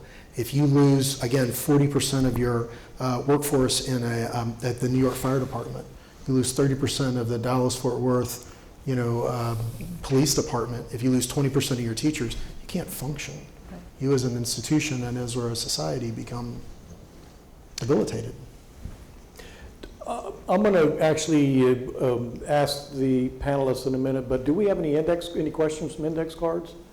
If not, I'm going to ask you if you had any verbal questions in just a minute. First, I want to ask the panelists, after you've heard your colleagues in some of the Q&A that we've already had, do you have a question for one of your colleagues, or me, for that matter? Now's your time to ask somebody in the Senate. So I have a question. I'll pose it to Dr. Kadlec. You mentioned the panic and neglect cycle, and we've seen it time and time and again, and makes me think of Zika. So how many of you actually have heard of Zika? Yeah, almost everybody.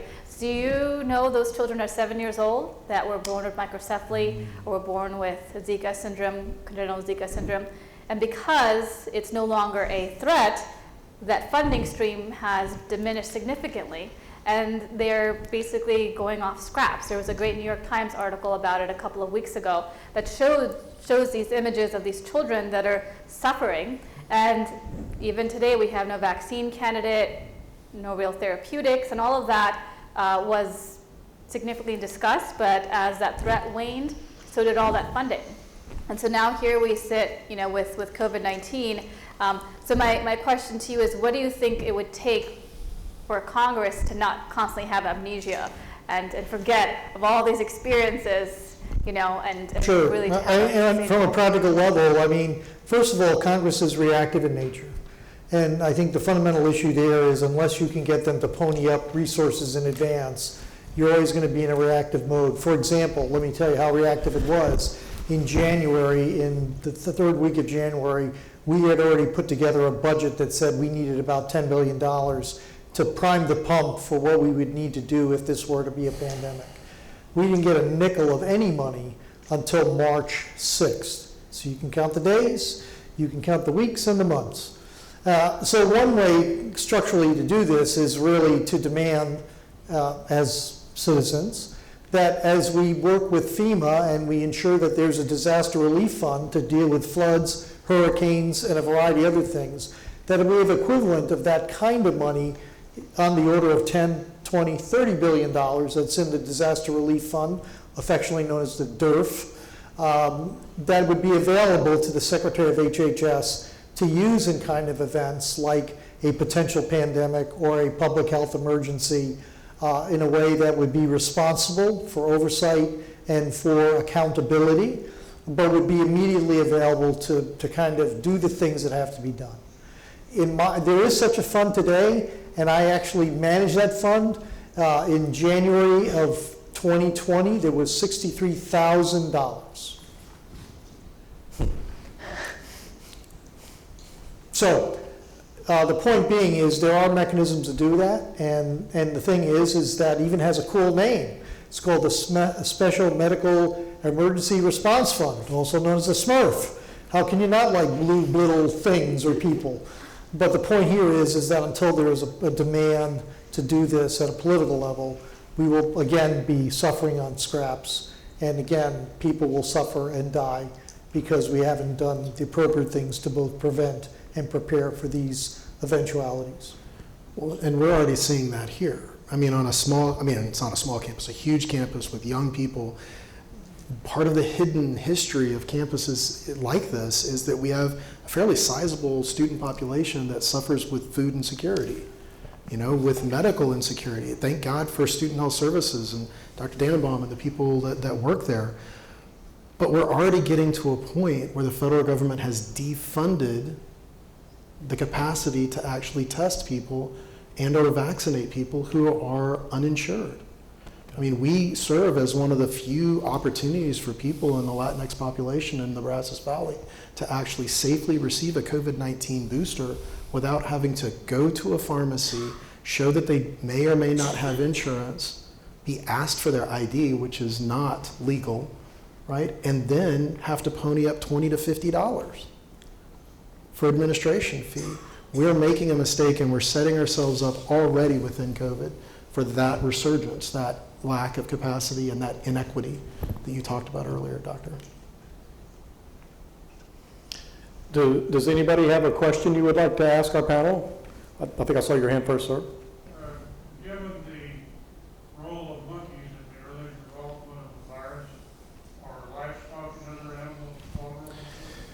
So let me kind of repeat the question so those who are still participating virtually can hear. And I'm going to rephrase it just a little bit.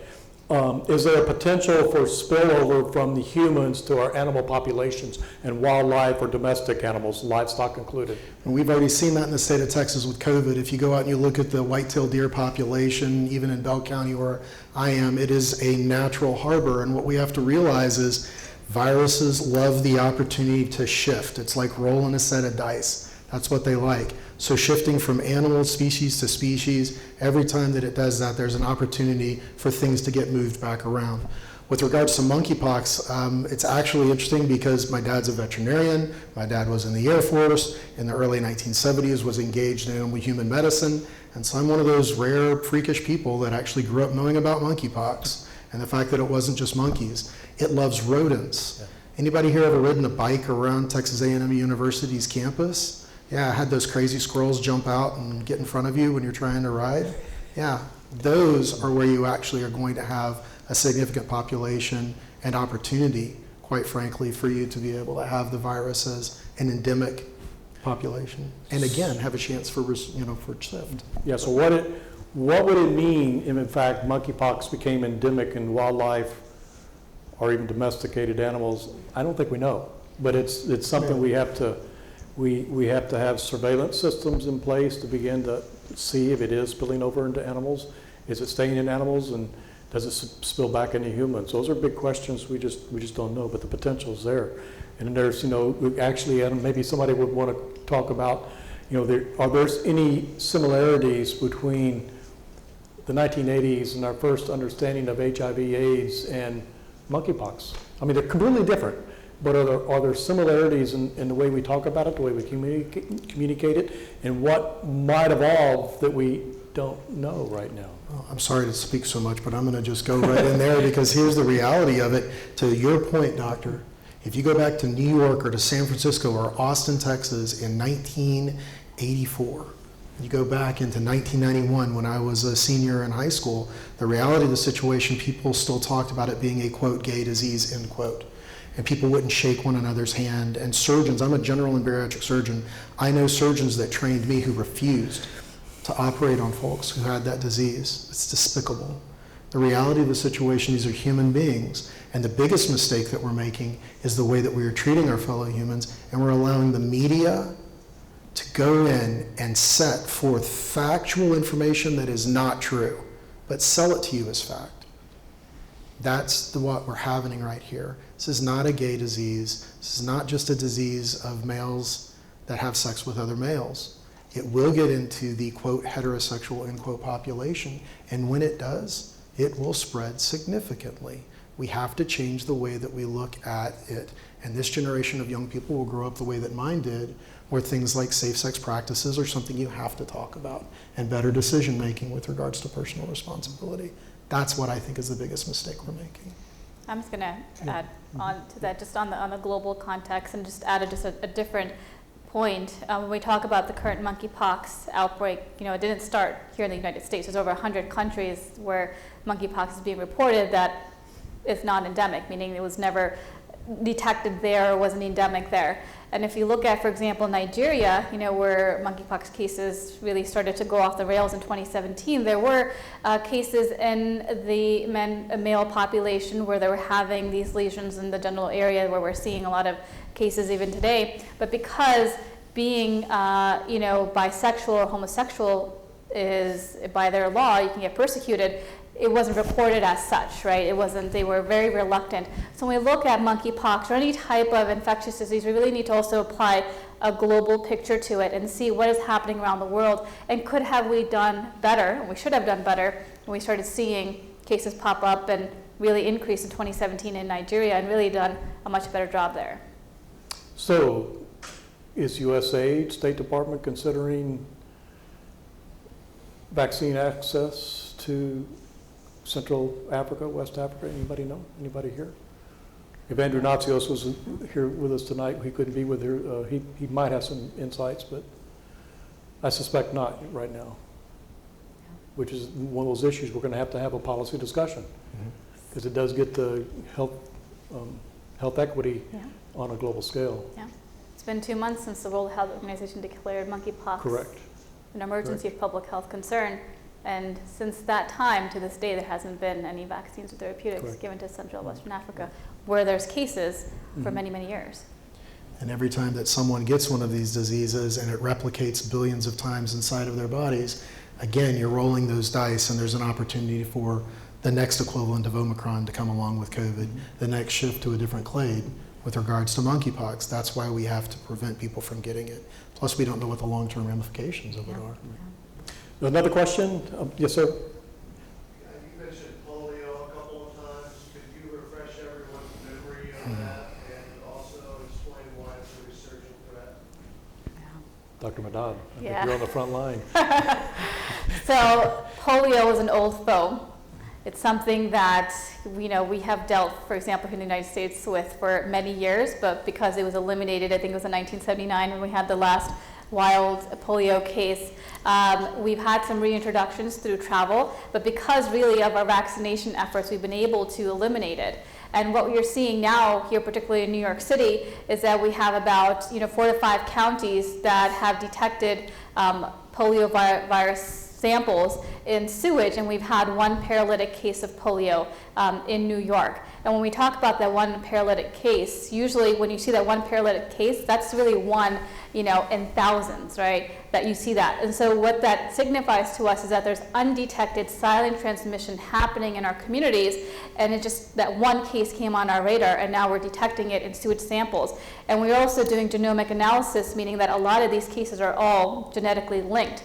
And so the big thing that's happening right now from a public health standpoint is vaccinations, making sure that everybody is up to date with their vaccinations, and we have many vulnerable pockets. So it's not just about what is the vaccination rates in the state or in the city, but in that community, and it varies from community to community. And we have some communities that have vaccination rates for polio at 30%. And that's very, very low. So we have a number of vulnerable individuals that are vulnerable to polio. A majority of the cases are actually asymptomatic, or they may be flu-like symptoms, but it's in that rare case where you can see it, manifest in that paralytic state. But if there's anything else you would also like to add from a public health standpoint, I mean, it's a big, big issue.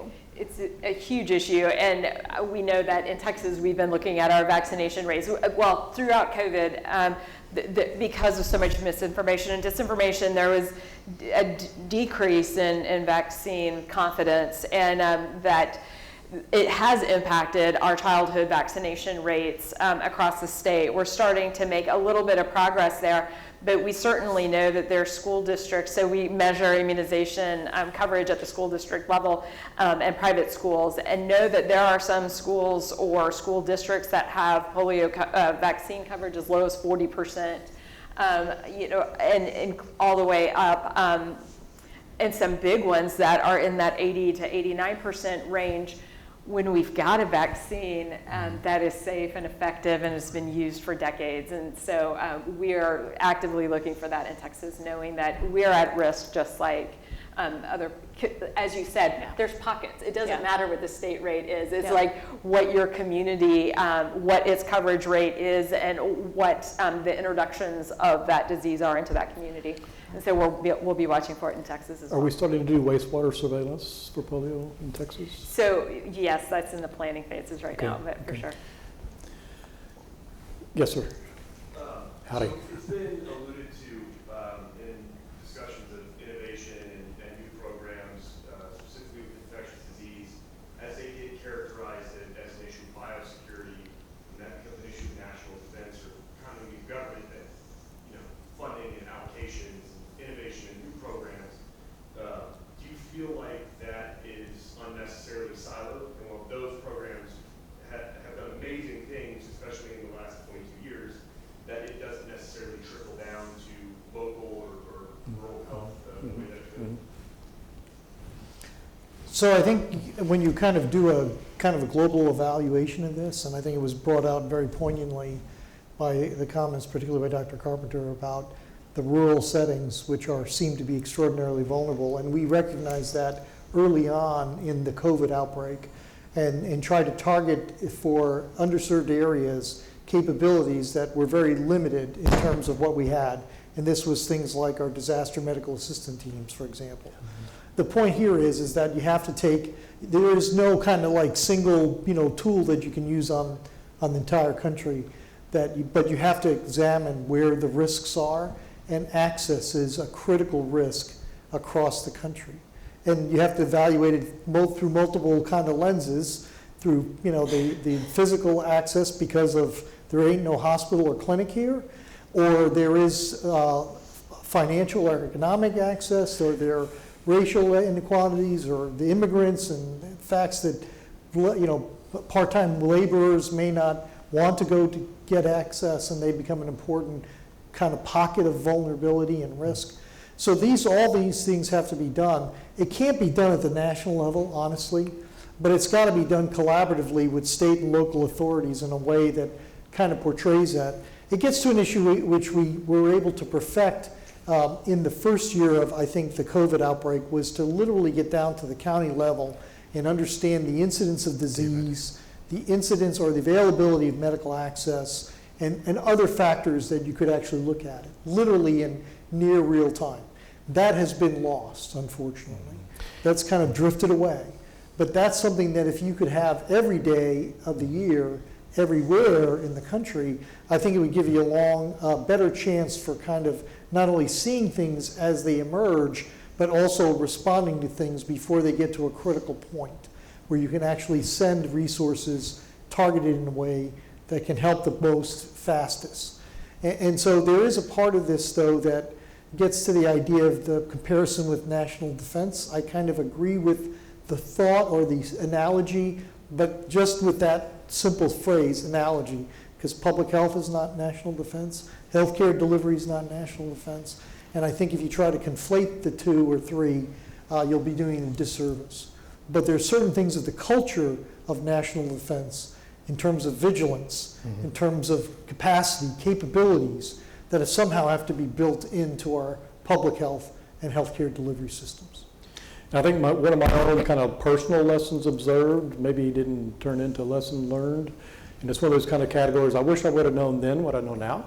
And I have a much, now after I've been at Texas A&M, been, out of the federal government for almost 9 years now, I have a much better appreciation of what is really needed at the local level, the state level, than I did when I was at the federal level. And so I'm trying to apply those lessons to my lessons observed from that perspective, because a lot of our solutions are too DC centric.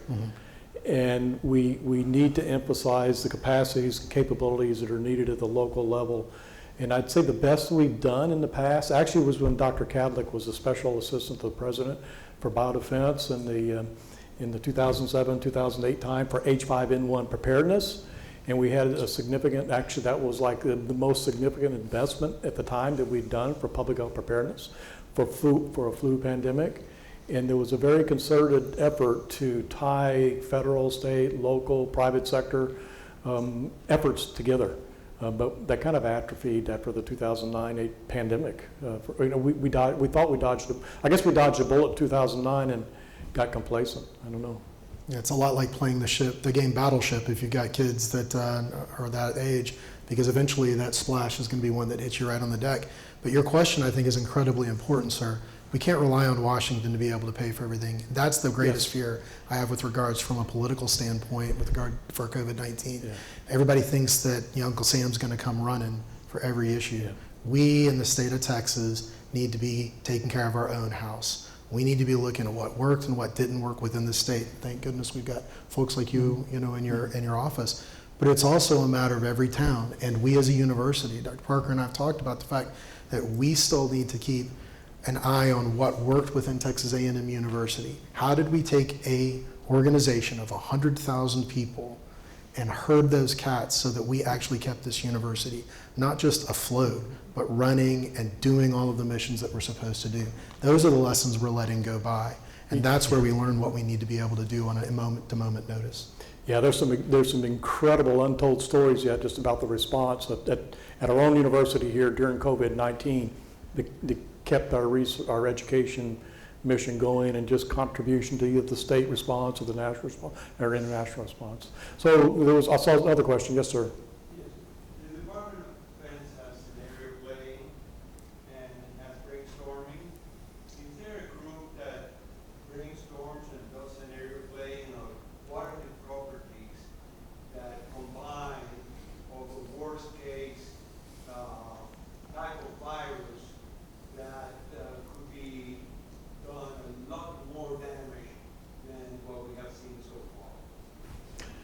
Dr. Kadlec, I'm going to turn to you Well, first. you know, my nickname was Dr. Doom, so you came to the right place. But the point is that there are a lot of scenarios, and yes, there were people doing it, but the transition is saying we could encounter this, and then detailing what would be the necessary requirements to deal with that. And it may not be simply a virus, it may be, my God, you know, literally we've looked at solar storms that would create a cyber-like event that could take out our communications and impact medical equipment and devices, for example. So yes, there's plenty of role-playing, scenario-playing, but it's really the translation of requirements into capabilities and resources to develop those capabilities so they're on the shelf. And that is the critical factor here. And to the point I think that you're suggesting is we need to do more of that, and we need to invest in more of that. And I think that occurs at the state and local level too, in Texas and New York City. Yeah, one of the things that I'll mention, so in the Special Pathogens Program that I run and oversee in New York City, one of the things we do very often during our peacetime when we don't have all these public health emergencies is my team comes up with multiple different infectious disease threats that we think are going to have a significant impact to a hospital system. And then we actually send in fake patients as patient actors through our 11 emergency departments that's within our healthcare system. So we've done it for Ebola, Marburg, Zika, Monkeypox. So I actually started doing the secret shoppers. We call them secret shoppers or mystery patient drills. And we actually started in March of this year. We knew this was obviously a big threat because we often look at the different infectious diseases happening around the world and we look, okay, what's going to maybe hit New York City and what do our hospitals need to prepare for? So we actually did moulage, meaning we did fake makeup on these patient actors and we put pox-like lesions all over their body. And we send them through the emergency department and we tested the hospital's capacity to identify these patients in a timely manner, to screen them, to isolate them, making sure that our providers were wearing appropriate PPE, that notifications were going out to public health departments in a timely fashion, and we do this all the time. So as I mentioned, we did it for multiple different infectious diseases and we continue to do it. So we do it even at the healthcare level when we run multiple drills and exercises. And we absolutely do it at the state level too, with different hazards. So we do it with response to an infectious pathogen and looking at a variety of different scenarios, and do exercises either within our department or with our federal partners and local partners, including healthcare providers, in order to make sure that we will have a comprehensive response if that happens. We also did just do a radiologic event exercise looking for other possible risks and how we would handle those process-wise through the health department, local health department, federal partners, and then healthcare. One of the things that you have to be kind of considerate of in all of this is not just to prepare for the last event, and you have to really focus on the range of things. I did not have the luxury of just worrying about hurricanes or infectious disease outbreaks, but terrorist events, cyber events, solar events, and I think it's short of Martians landing. That was not one on my list. It's just the idea that you can't ignore all of it, and you have to develop a suite of capabilities that can cover a variety of things and have the flexibility to do so and exercise that. And find the points for intersection as well where we can innovate. I mean, thank God for people like Dr. Hotez in Houston, and the fact that, mRNA vaccine technology, in spite of what you may hear, dates all the way back to when I was in medical school in 1995. I mean, they were standing that up in order to have the first SARS. That's the vaccines that you were talking about, sir, and that it doesn't just get thrown away. They actually hold on to that technology. They hold on to those ideas. We can now look what they're about to do. We're about to put out tens of millions, hundreds of millions of doses of a pivoted vaccine for COVID-19 based upon just small changes in the genetic code of the virus that have made such a big difference. That technology allows us to then turn around and potentially look at ways that we can affect other vaccines much more rapidly. Additionally, though, I think that what's really important in your question is that that preparedness does need to happen at a national level. You have to look at it right before COVID-19 broke. The preparedness of this country actually decreased because a lot of the offices around what we're looking for and surveilling for pandemics was stood down because it wasn't deemed necessarily important. And that's something we've got to be careful about at a national level and also at a local level. We've got to actually drive that as the people. Yeah, there's a good saying, there are local problems that require local solutions and local resources. And that's true. But some of these that are existential threats, we need federal help and federal funding and federal resources for those that are existential threats. I did see a hand over here.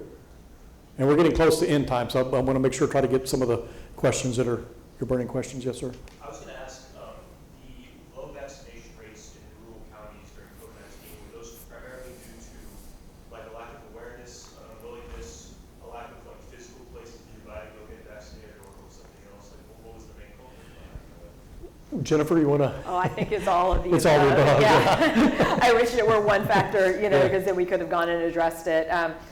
We had some control over where we were offering vaccines, making sure that we recruited vaccine providers from as many counties as we possibly could. And in the counties where we couldn't recruit a vaccine provider, we would send vaccine teams there. We also had kind of vaccines on demand where they could call a toll-free number and get vaccines delivered across the state, thanks to a lot of our partners. And so there were mechanisms in place, but it wasn't as easy as the large metropolitan areas where you just have a drive-through clinic, and you could just go and get your vaccine. And so those were limited opportunities. We did try to get it everywhere, but I think it went even beyond some of those public health logistics that we could work through. Robin and Bob. Yeah, I think that the risk in the end was both logistical, ability to be able to take that last mile, as you were saying, sir, and then be able to have boots on the ground with a needle and ready to go. But you can't just give somebody a vaccine. That's called assault, right, and battery. The reality of it is they need to ask for and consent to it. And when we have information asymmetry, the opposite of what I was talking about earlier, where you've got family members who literally, or church members who literally will excommunicate someone if they are receiving this vaccine, which is their right, people aren't necessarily going to get it. And disproportionately in underrepresented urban areas and rural areas, that was the reality of it.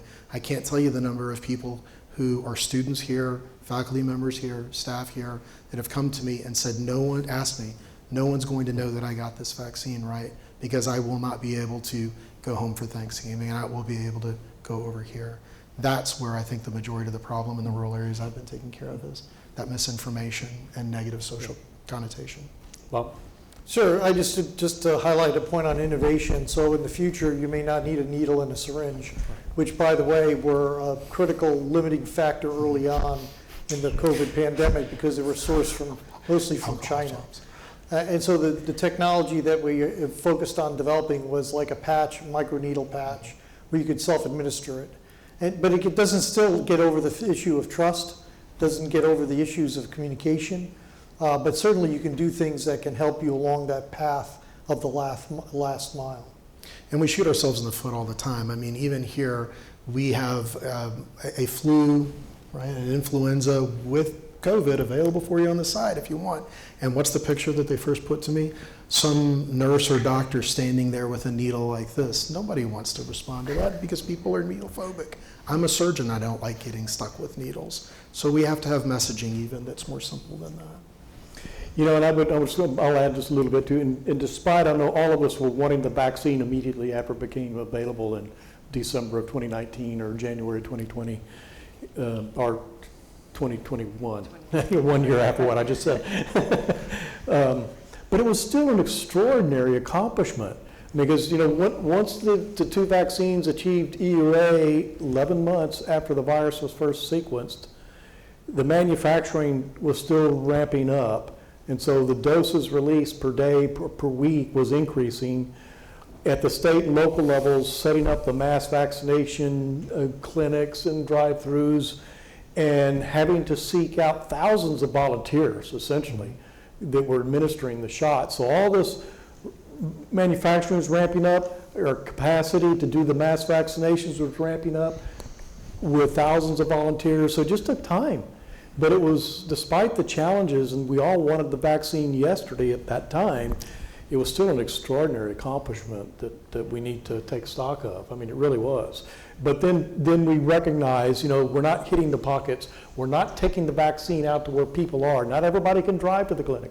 Some people, their work wouldn't permit it. And so, you know, we had to, you know, it sounds innovative, but innovative solutions were needed to take the vaccine and education, trusted voices to where the people were. And that took more time.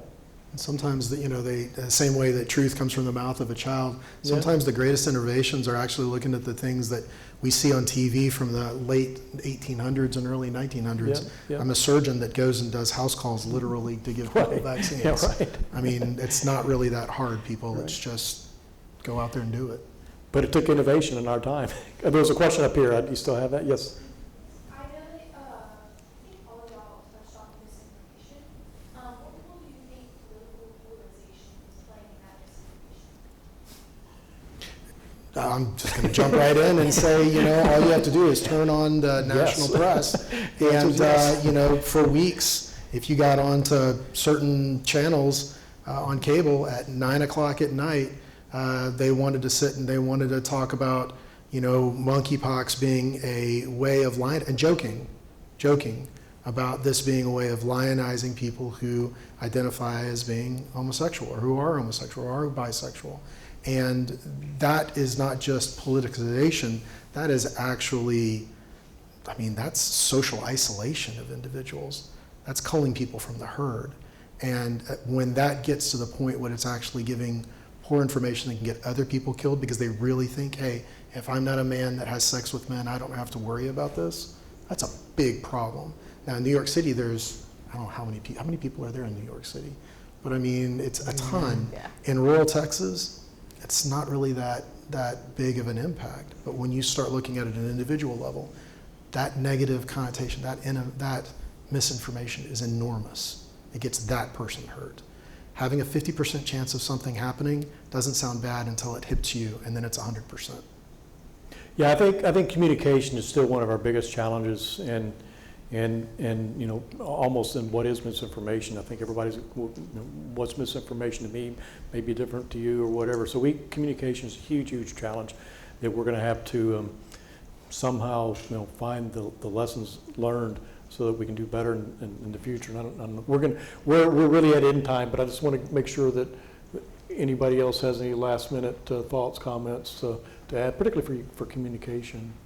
The one thing that I'll just add is that when we talk about communication, right, one of the best practices and cornerstones that we learned is making sure that it's obviously culturally competent and, it's really meeting people where they are. And to give you a great example, I speak Urdu very fluently. That's the language spoken in Pakistan.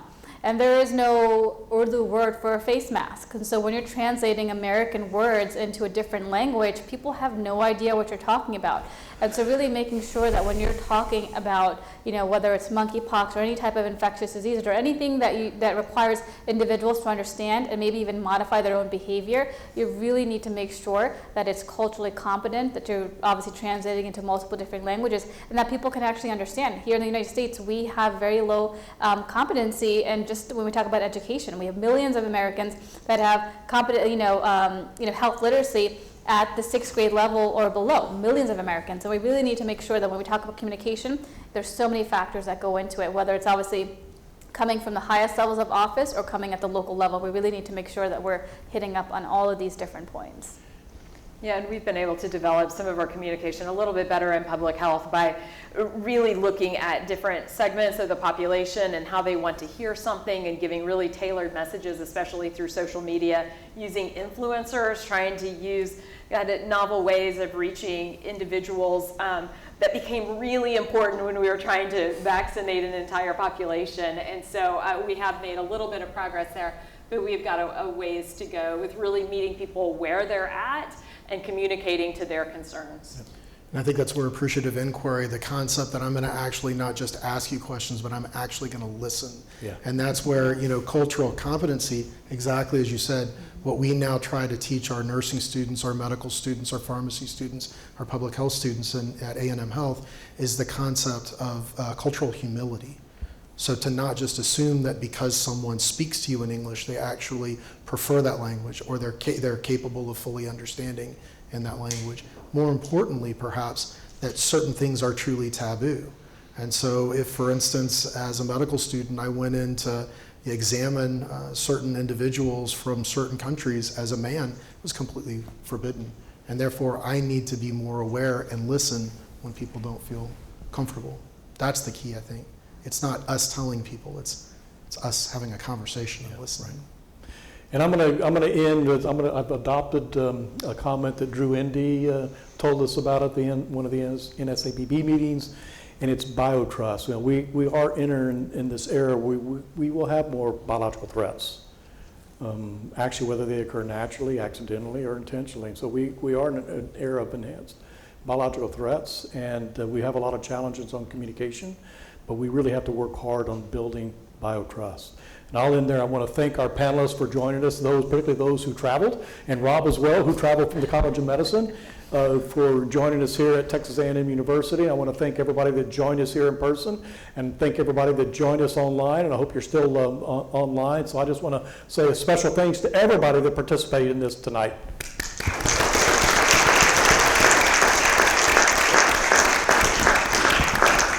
Thank you. This concludes our discussion this evening. Thanks.